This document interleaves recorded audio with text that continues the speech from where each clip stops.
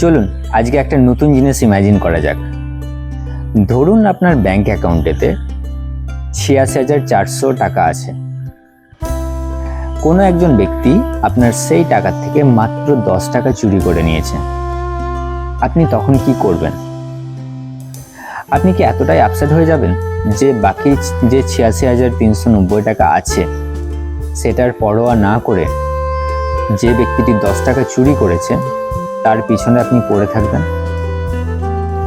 আমি গ্যারেন্টি দিয়ে বলতে পারি যে আপনি এরকম কিছুই করবেন না।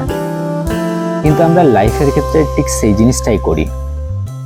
আপনি কি জানেন যে ঈশ্বর আমাদের প্রত্যেককে লাইফেতে প্রত্যেক দিন ৮৬,৪০০ সেকেন্ড করে দিয়েছেন আমাদের লাইফটাকে উপভোগ করার জন্য। কিন্তু কোনো একজন ব্যক্তির মাত্র 10 সেকেন্ডের নেগেটিভিটির জন্য আমরা আমাদের লাইফের বাকি ৮৬,৩৯০ সেকেন্ড খারাপ করে দিই, স্পয়েল করে দিই।